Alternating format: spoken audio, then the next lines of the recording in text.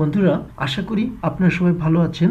আজকে আমরা এক্সেলের তিনটি সিম্পল অথচ গুরুত্বপূর্ণ ফর্মুলার ব্যবহার নিয়ে কথা বলবো। ফর্মুলা তিনটি হচ্ছে লেফট, রাইট এবং মিড ফর্মুলা। এক্সেলের ভাষায় একে স্ট্রিং ফর্মুলা বলা হয়ে থাকে। কোনো ওয়ার্ড বা নাম্বার থেকে নির্দিষ্ট সংখ্যক ক্যারেক্টার এক্সট্রাক্ট করার জন্য আমরা সাধারণত এই তিনটি ফর্মুলা ব্যবহার করে থাকি। তো আর কথা না বাড়িয়ে কম্পিউটার স্ক্রিনে চলে যাব। ফর্মুলাগুলি দেখার জন্য এখানে সোর্স টেক্সট হিসাবে এমন কিছু টেক্সট ইনপুট করে রেখেছি যেন আপনাদের খুব সহজে ফর্মুলাগুলি বোঝাতে পারি। প্রথমে আমরা লেফট ফর্মুলার ব্যবহার দেখি। ইকুয়াল টু লেফট, এখানে ফর্মুলার নোট শো করছে Returns the specified number of characters from the start of A text string. এই ফর্মুলাটি একটি টেক্সট স্ট্রিং এর শুরু থেকে অক্ষরের নির্দিষ্ট সংখ্যা প্রদান করে। নির্দিষ্ট সংখ্যা বলতে আমরা যে সংখ্যা পর্যন্ত সিলেক্ট করে দেব, লেফট ফর্মুলাটি টেক্সট স্ট্রিং এর শুরু থেকে সেই সংখ্যা পর্যন্ত প্রদান করবে। এরপর ট্যাব প্রেস করলাম। এখানে সিনট্যাক্স হিসাবে আছে প্রথমে লেফট ফর্মুলা টেক্সট কমা দিয়ে নাম্বার অফ ক্যারেক্টার্স। টেক্সট হচ্ছে যে টেক্সটের মধ্য থেকে আমরা লেটার বা ক্যারেক্টারকে এক্সট্রাক্ট করব। তাহলে আমি টেক্সট হিসাবে এটাকে সিলেক্ট করলাম। তারপর কমা দিয়ে নাম্বার অফ ক্যারেক্টার্স নিতে হবে। নাম্বার অফ ক্যারেক্টার্স মানে হচ্ছে সোর্স টেক্সটের লেফট সাইড থেকে কতটি সংখ্যা এক্সট্রাক্ট করতে চাই সেই নাম্বার। আমরা চাচ্ছি লেফট সাইড হতে অটোমোটিভ টেক্সটটি এক্সট্রাক্ট করতে।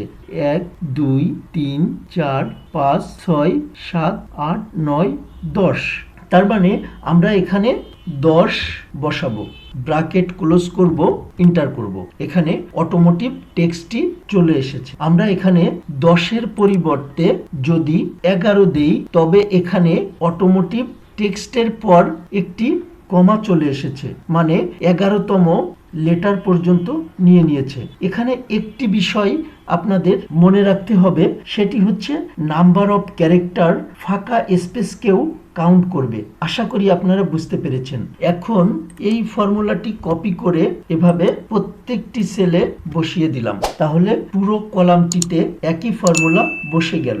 এখানে আমি টেক্সট হিসাবে A2 সেল সিলেক্ট করেছিলাম। এটা না করে ম্যানুয়ালিও এখানে টেক্সট লিখতে পারি। সেক্ষেত্রে আমরা টেক্সটটি অবশ্যই ডাবল ইনভার্টেড কমার মাঝে বসাবো, কারণ আমরা সবাই জানি ফর্মুলার ভিতরে টেক্সটকে ডাবল ইনভার্টেড কমার ভিতর বসাতে হয়। যেমন এখানে ডাবল ইনভার্টেড কমা দিয়ে তার ভিতরে অটোমোটিভ টেক্সটটি লিখলাম এবং টেক্সটটি থেকে প্রথম 4টি ক্যারেক্টার এক্সট্রাক্ট করব। এখানে 13-র পরিবর্তে 4 দিলাম এবং এন্টার প্রেস করলাম। দেখেন অটোমোটিভ টেক্সট থেকে প্রথম 4টি ক্যারেক্টার এক্সট্রাক্ট হয়ে এসেছে। আশা করি আপনারা ফর্মুলাটি বুঝতে পেরেছেন। এরপর রাইট ফর্মুলা।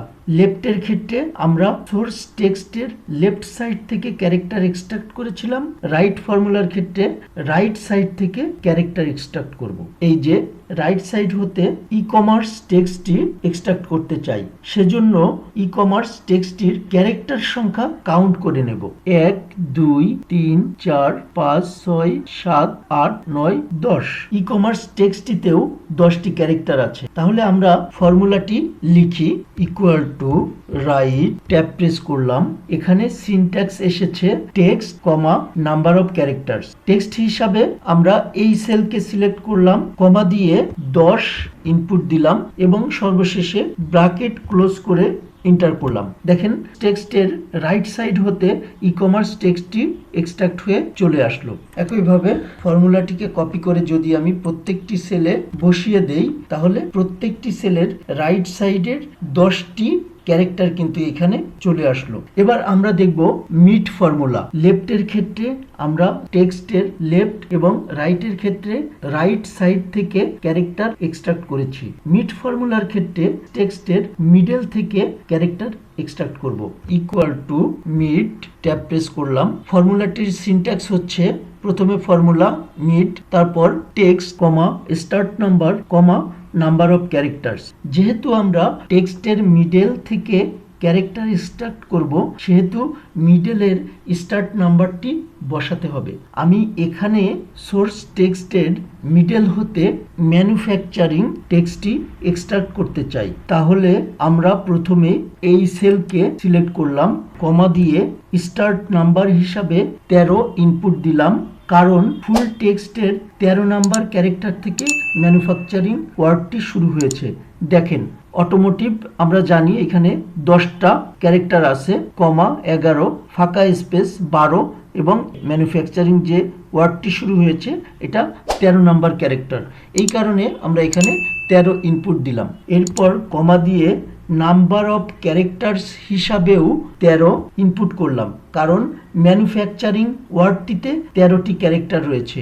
সবশেষে ব্র্যাকেট ক্লোজ করলাম এবং এন্টার করলাম। সোর্স টেক্সটের মিডল থেকে আমাদের কাঙ্ক্ষিত ওয়ার্ডটি এক্সট্রাক্ট হয়ে গেল। একইভাবে আমরা যদি প্রত্যেকটি টেক্সটের 13 ক্যারেক্টার পর থেকে 13টি ক্যারেক্টার এক্সট্রাক্ট করতে চাই, তাহলে আমরা প্রত্যেকটি সেলে এই ফর্মুলাটি বসিয়ে দিতে পারি। তো এই পর্যন্তই ছিল আজকের আলোচনা। ভিডিওটি এখানেই শেষ করছি। সামনের ভিডিওতে অন্য কোনো নতুন বিষয় নিয়ে আপনাদের সাথে আবারও কথা হবে। সেই পর্যন্ত আপনারা সবাই ভালো থাকবেন। ধন্যবাদ সবাইকে।